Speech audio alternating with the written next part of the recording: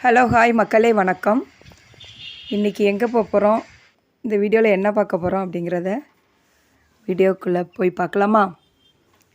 தூத்துக்குடியில் 5வது புத்தக கண்காட்சி நடந்துக்கிட்டு இருக்குது. அதுக்கு தான் டீச்சர்ஸாக சேர்ந்து இன்றைக்கி ஒரு 7 மணி போல் அங்கே போகலான்னு சொல்லிட்டு இருக்கோம். ஸ்கூல் முடிஞ்சு நான் அங்கேயே இருந்து கிளம்பலான்னு சொல்லிட்டு ஸ்கூலில் இருக்கேன். கிளம்பியாச்சு, வாங்க போகலாம். வந்தாச்சு புத்தக கண்காட்சி சாலைக்கு. அங்கே நிறைய புகைப்பட கண்காட்சியும் இருந்தது. ஒவ்வொரு டீச்சர்ஸாக அவங்க வீட்டிலேருந்து வந்துக்கிட்டு இருக்காங்க. எல்லோரும் அங்கே ஒன்று சேர்ந்து நல்லா சுற்றி பார்த்தோம். நிறைய புத்தகங்கள் இருக்குது. எங்கள் டீச்சர்ஸ்லாம் வந்துட்டாங்க. எங்கள் தலைமை ஆசிரியரும் வந்துட்டாங்க. அவங்க கூட தான் நாங்கள் எல்லோரும் சேர்ந்து வந்திருக்கோம். எல்லோரும் சேர்ந்து நல்லா குடும்பமாக சுற்றி பார்த்துட்டு இருக்கோம். நீங்களும் இந்த கண்காட்சிக்கு கண்டிப்பாக போய் பாருங்கள். புத்தகம் நிறைய இருக்குது.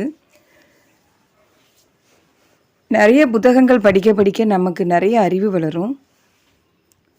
தொட்டனை தூரும் மணற்கேணி மாதருத்தம் கற்றனை தூரும் அறிவு அப்படின்னு சொல்லுவாங்க. திருக்குறள் இருக்குது. நிறைய புக்ஸு படிக்க படிக்க நமக்கு நல்ல அறிவு பெறலாம்.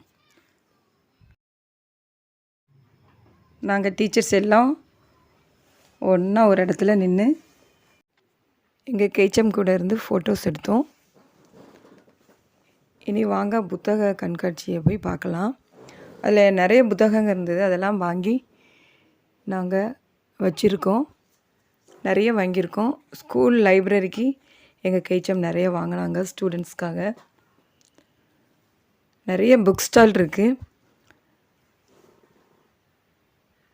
மாணவிகள் எல்லாருமே, மாணவிகள் மட்டுமில்லை, பெரியவங்க சிறியவங்க எல்லாருமே புக்ஸு நல்லா படிக்கணும். நூல் பழக்கல் அப்படின்னு ஒரு பழமொழி இருக்குது. நிறைய புத்தகங்களை படிக்க படிக்க நம்மளுடைய அறிவு வளரும். வேண்டாத எண்ணங்கள் வராது. புத்தகத்தில் ஆழ்ந்து படிக்கும்போது நிறைய அறிவு மட்டுமல்ல, நிறைய திறன்களும் நமக்கு வளரும். அதனால் கண்டிப்பாக நிறைய புத்தகங்கள் படிக்கணும். வாழ்க்கையில் இப்போ பார்த்திங்கன்னா, நம்ம சாதனை புரிஞ்சவங்க வாழ்க்கையெல்லாம் எடுத்து பார்த்தா அவங்க நிறைய புத்தகங்கள் படிச்சிருப்பாங்க. அதுதான் அவங்களுக்கு நிறைய அனுபவ அறிவை ஏற்படுத்தியிருக்கும். நிறைய திறமைகளை வளர்க்க உதவியாக இருந்திருக்கும். அதனால் வீட்டில் கண்டிப்பாக எல்லார் வீட்லேயும் ஒரு அலமாரிலையோ அல்லது ஒரு செல்ஃபை ரெடி பண்ணி கண்டிப்பாக நிறைய புக்ஸை வாங்கி வச்சு பிள்ளைங்களுக்கு படிக்கிற ஆர்வத்தை ஏற்படுத்தணும். ஒரு பிறந்த நாளோ ஏதோ ஃப்ரெண்ட்ஸுக்கு கிஃப்ட் வாங்கி கொடுக்கணும் நம்ம நினச்சா கண்டிப்பாக அதை ஒரு புத்தகமாக வாங்கி கொடுக்கணும். அப்போ அதை கண்டிப்பாக படிக்கணும்னு தோணும். அதுக்கப்புறம் அதை படிக்கும்போது நிறைய புத்தகங்கள் நம்ம வாங்கணும், சேர்க்கணும், அதை படிக்கணும் அப்படிங்கிற ஆர்வம் ஏற்படும். அதனால் ஏதாவது யாருக்காவது பரிசு வாங்கி கொடுக்கணும்னு நீங்கள் நினச்சிங்கன்னா கண்டிப்பாக புத்தகங்களை வாங்கி கொடுங்க. அது மற்றவங்களுக்கும் உங்களுக்கும் பிரயோஜனமாக இருக்கும். நாங்கள் நல்லா புத்தக கண்காட்சி சாலையை நல்லா சுற்றி பார்த்துட்டோம். நீங்களும் கண்டிப்பாக ஒரு நாள் இந்த புத்தக கண்காட்சிக்கு போய் பாருங்கள். நிறைய புத்தகங்களை வாங்குங்க. நம்ம சேனலை சப்ஸ்கிரைப் பண்ணாதவங்க சப்ஸ்கிரைப் பண்ணுங்கள். சின்ன பிள்ளைங்களுக்கும் நிறைய புத்தகங்கள் இருந்தது, பிக்சர்ஸ் இருந்தது. இந்த வீடியோ பிடிச்சிருந்தால் லைக் பண்ணுங்கள், ஷேர் பண்ணுங்கள், கமெண்ட் பண்ணுங்கள்.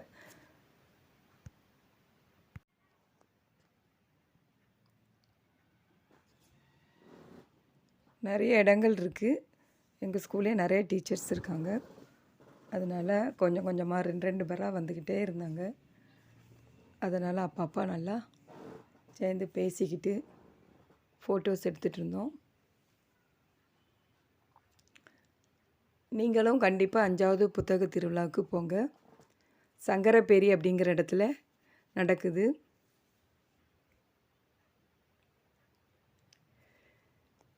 நீங்கள் புத்தக திருவிழாவுக்கு போய் என்னென்ன புத்தகங்கள் வாங்கினீங்க அப்படிங்கிறத கமெண்ட் பாக்ஸில் கமெண்ட் பண்ணுங்கள். இதெல்லாம் நம்மளுடைய கொலீக்ஸ்.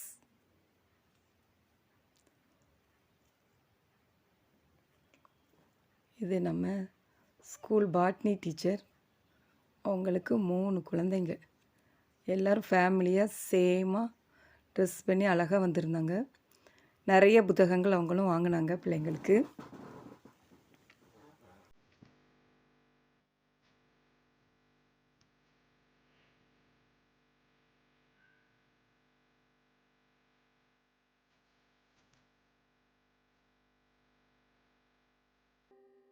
திருப்பி எல்லாம் சுற்றி பார்த்துட்டு ஒரு இடத்துல திருப்பி ஒன்றா போடணும்.